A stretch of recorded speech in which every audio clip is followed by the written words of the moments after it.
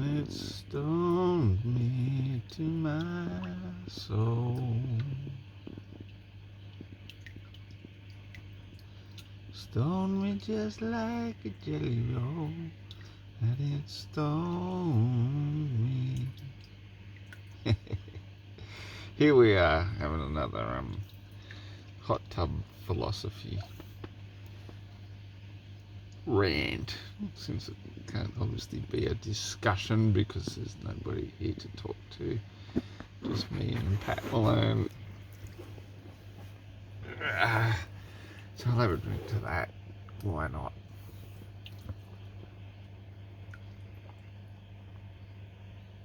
Stoned me just like a jelly roll, and it stoned me. So I have nothing to talk about at all. It's just there is this one particular South African cheeky baby called Sal. She goes by a name of something like, I don't know, something globetard, as they all are.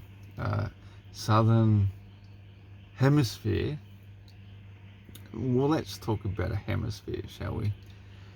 You've got a sphere, which is the globe, and then you've got a hemisphere. Well, that means half a sphere. And so a half a sphere is like a snow globe. It's cut in half. You got the flat bottom, you got the top over it. That's a hemisphere.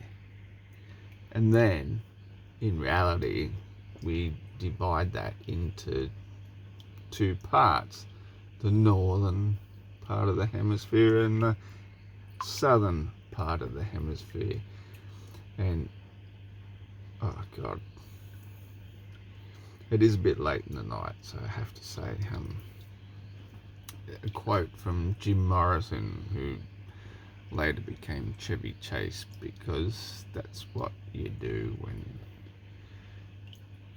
you can check out any time you like, but you can never leave.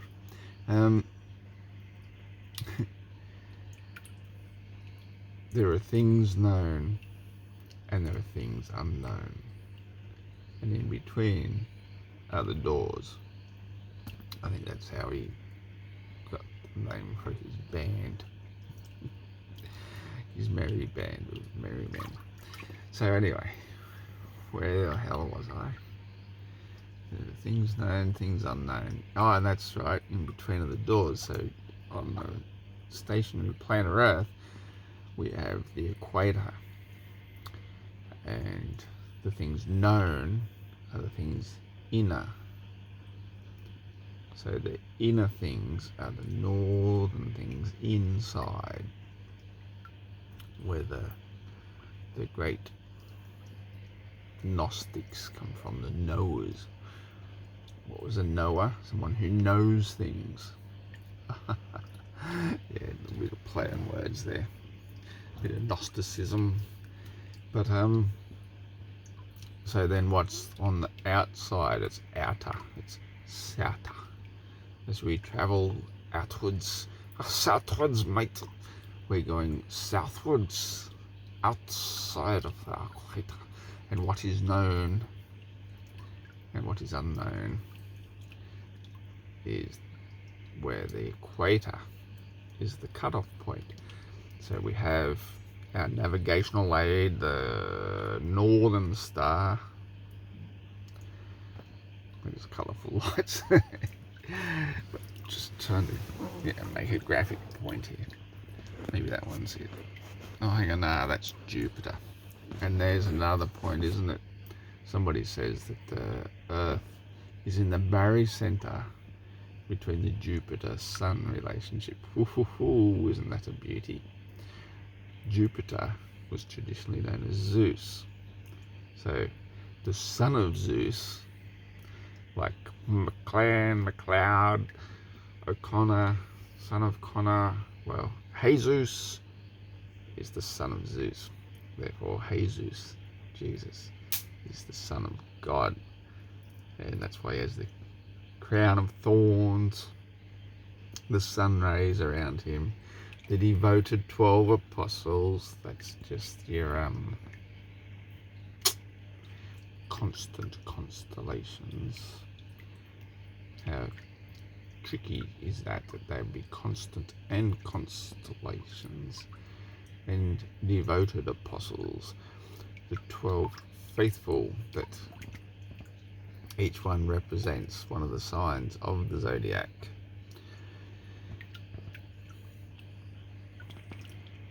I love when I just start a rant and I've got no idea where I'm going with it. So heliocentrism, of course, Helios then, of course. Just trying to turn that pump around, it's annoying me. I'm going to have to use my hand. Ding it. No, it's all good. So Helios, of course, is one of the ancient names of the sun god.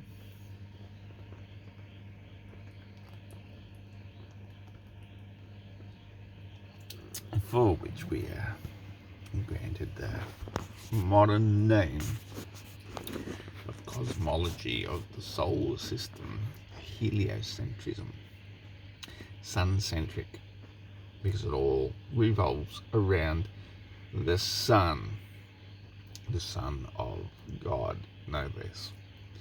And so, of course, if all the wandering stars are going around the Son of God, that would be cool, there'd be no problem. We could just leave it at that, but no. Any night of the year, well, especially here in the outer hemisphere, I can look out. I can do it, except I won't because it's overcast again, as it often is around here. But I can go and look outside and see the Southern Cross in the same place that it exists all year round. Yes, its angle of view changes. That's kind of like what you'd expect anyway, because that's what the stars are doing, because they are rotating around above us annually, which is how we know it takes 365.25 rotations of the sun around above us to give us a sidereal year.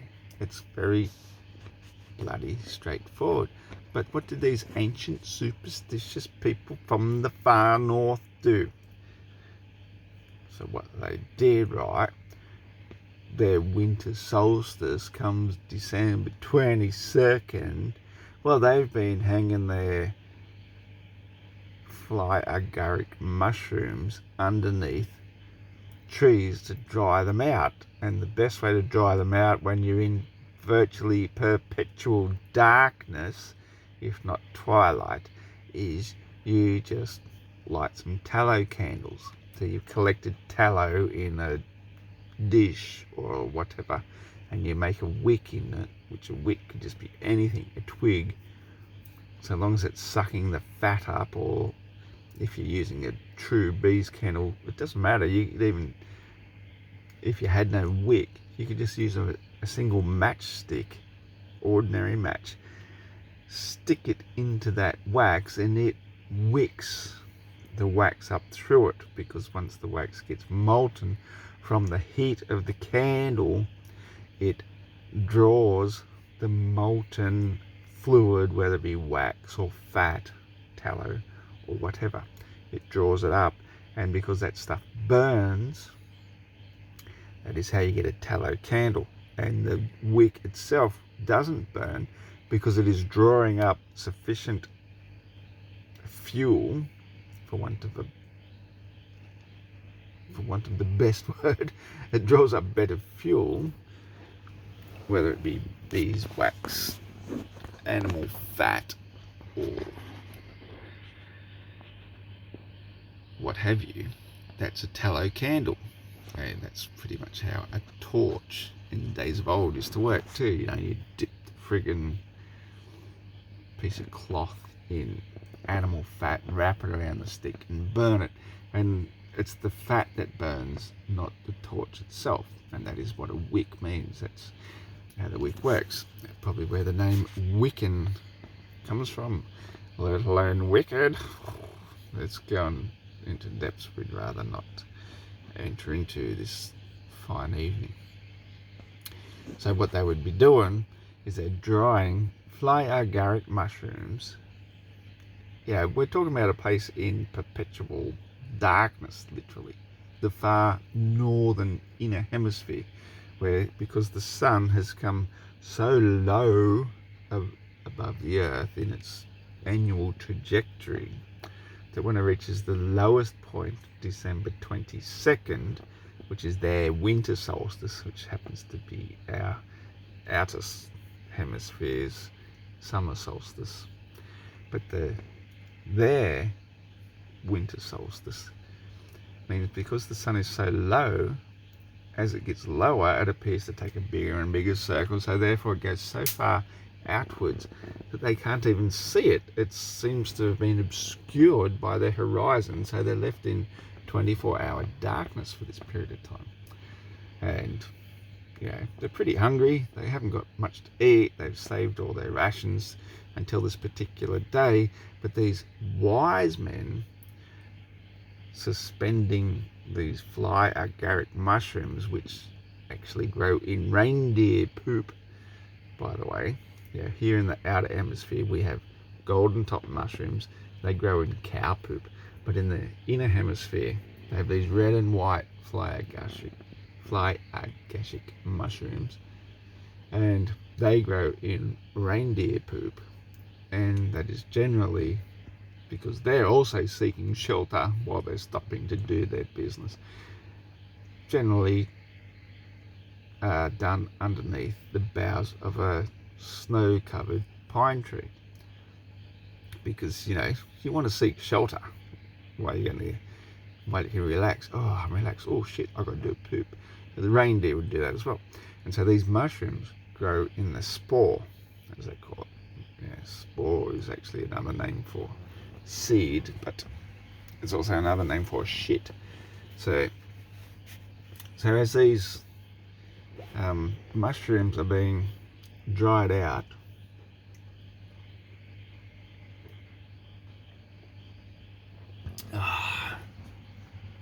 beneath the boughs of snow-covered pine trees, they're hanging from a string or hair or something. These red and white mushrooms became the original Christmas tree decorations. And so if, for example, a stranger was wandering through the land and is lost, you can't see nothing because it's pitch black all the time, but what you'll see in the distance with Polaris above it is you will see the light coming from tallow candles, and somebody would be drying to preserve these mushrooms beneath the snow-covered boughs of a tree. And it's like a very welcoming sight. You'd be kind of like, whoa, I gotta rush there to bring my presents. And so as you go there and you meet this long bearded elder, he says, I'm preparing for a ceremony. To do what? To go astral traveling. What is astral? That is the stars. So he's going to go traveling through the stars to see where the sun, the giver of life, the giver of light, has gone. It has died. It's gone into the underworld. It descended into the underworld because it's gone below the horizon. So it's down there for 3 days and nights. So he takes on the December 22nd, he performs his ritual, and he goes into a trance. He passes out, basically. He's gone, but he astral travels from his body. So he is now gone into the underworld. And what does he see? The Southern Cross. The Southern Cross, which I see every night. And so, after he eventually returns back to his body and reinvigorates himself, which they do with warmed, spiced wine and whatever frugal foods they have available, which is basically, a mash of fruits and berries and minced meat. So they make a minced pie. It's pretty disgusting, really. The mulled wine, not so bad. But when he regains again, he says, I have seen the Son of God where he descended into the underworld for 3 days and nights, where he died on the cross. That's the Christmas tradition. And after 3 days and nights where he's descended into the underworld below the horizon, because they didn't understand perspective and convergence, on the third day he rose again in accordance with the scriptures, and he will come again to judge the living and the dead, and his kingdom will have no end, and all that rest of the blah blah blah blah blah blah blah blah. So heliocentrism is basically one of the oldest religions,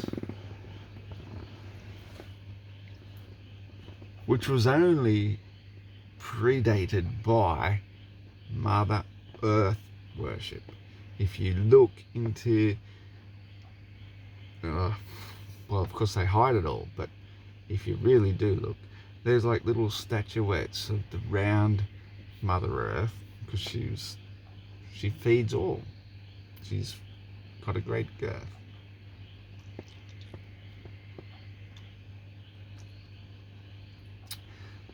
It's alright, there's one I prepared earlier.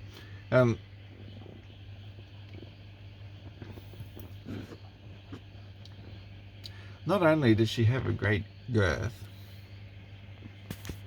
and very rotund, which is where the origins of thinking that the Earth itself is a ball in space.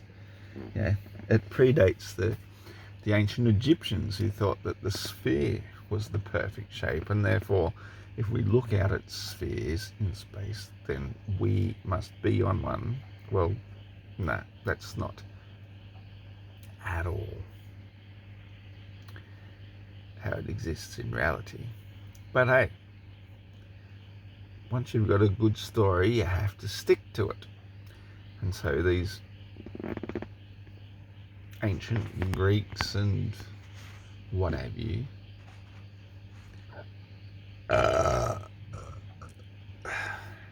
having no better story to tell, started telling the children, well, we live on a sphere because we see when a boat disappears beyond the horizon, it disappears sail first, and they start to see different stars, which is only possible if we are on a ball looking out at different parts of the universe. It's like, hello,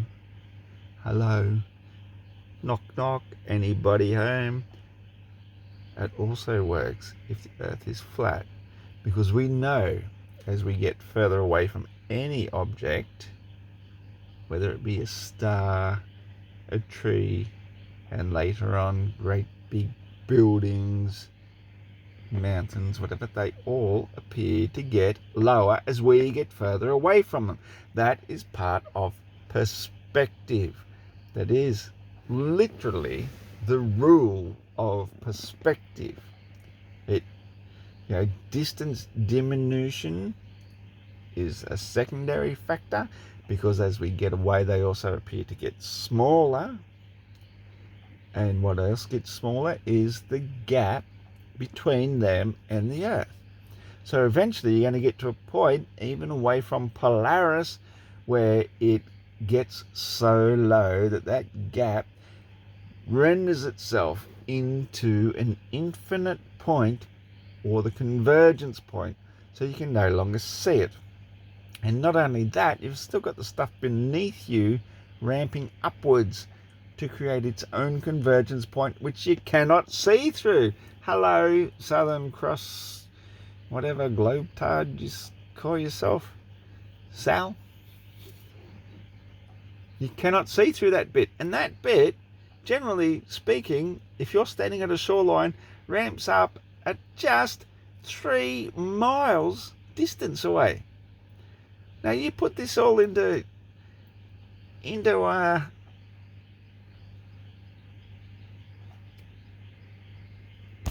fucking, I hate when I forget the words. We'll put it all into context. There we go. All it took was grabbing a beer.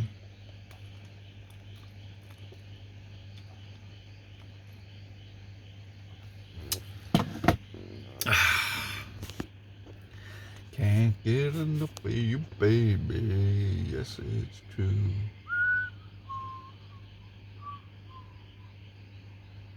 Oh, where was I? Context, yes.